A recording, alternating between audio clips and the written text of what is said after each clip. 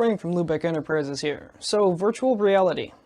Something that a lot of people have heard of. I mean, it's become a lot more and more popular over the past couple of years because it's become a lot more accessible. But it's something that's still not really utilized till its fullest extent, at least in my opinion.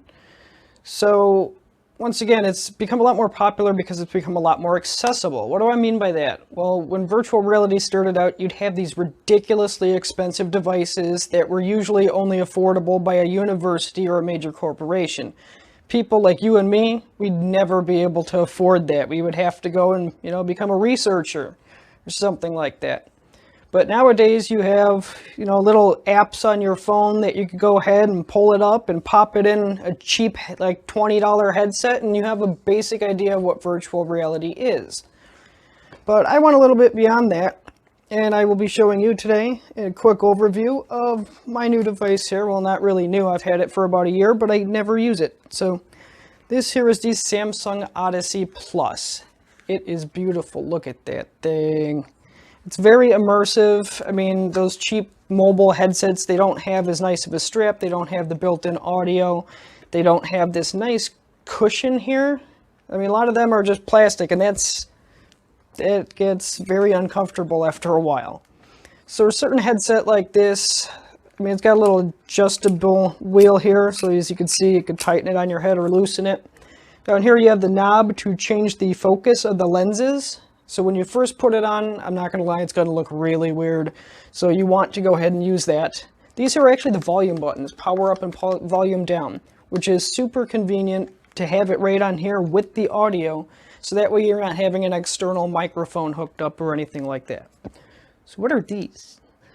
Well, these are actually front-facing cameras. They're only black and white. They're very low megapixel, like they're really, really bad quality. But when you're playing a game, and I'll show you the controller in a minute. You hit a certain button, it takes a little circle and puts it up there, and as you move the remote around, you can see reality. So I can see if I'm playing a game and I feel like I'm getting close to walking into that wall. These cameras here will allow me to see that I'm about to walk into a wall, and then hopefully not do it. But it's very useful. Like I said, there are two of them, so it's pretty decent, but I mean, I like the feature. I just wish it was a lot higher resolution and maybe even in color, but can't get picky, can I? It comes with two cords. I mean, well, one cord that splits into two. You have a USB and an HDMI.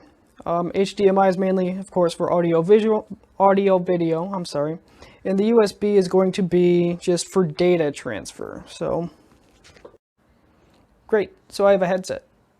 What now? Oh. Well, you can't really play it without controllers.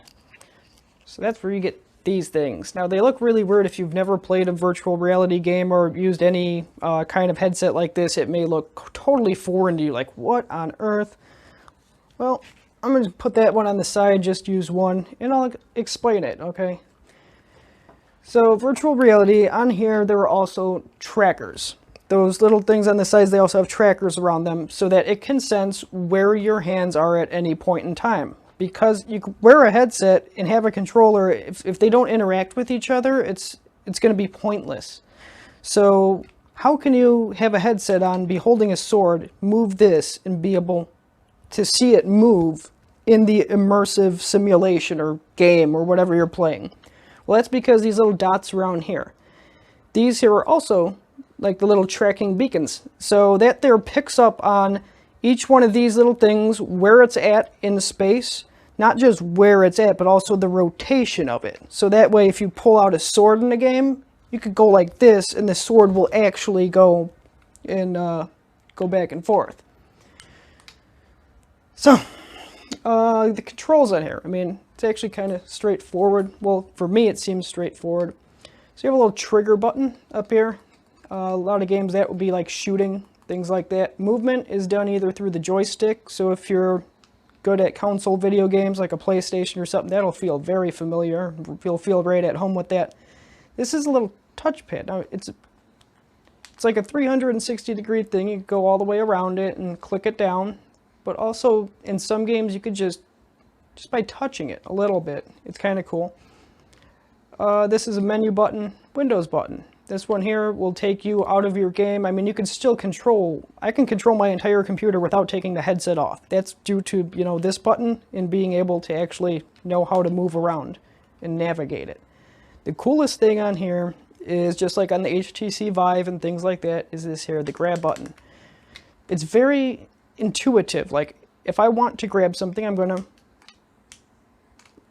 you know, you're not always going to grab it like this, but if I want to grab the controller, it's going to do that. So if I bend over to pick something up and I hover this over it, how would I would usually close my hand on it. So I do that, and you can pick it up, and it's actually really, really intuitive, like I had said.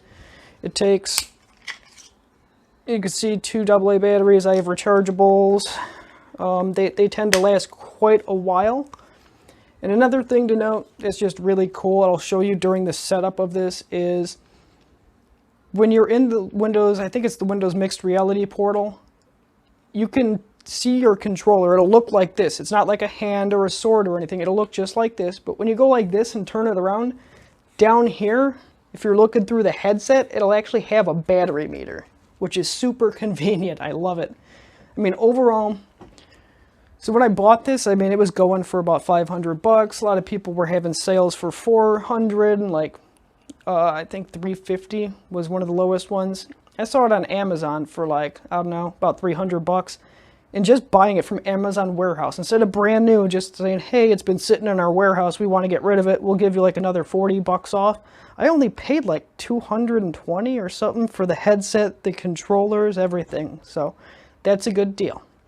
So overall, I mean, that's just an extremely quick overview of virtual reality. I mean, the history behind it is just so dense, and it's a lot of stuff. So this here, just to conclude for right now, this is in Samsung Odyssey Plus. I keep wanting to call it an HTC for some reason. So headset, 2 controllers, it's really all I need. So I'm going to plug it in my computer and try to set it up in a few minutes. Maybe the same video, maybe a different video, but if it's a different video, thank you for watching this one. Stay tuned, more to come. This channel's been neglected. Trust me, I'm working on it, okay?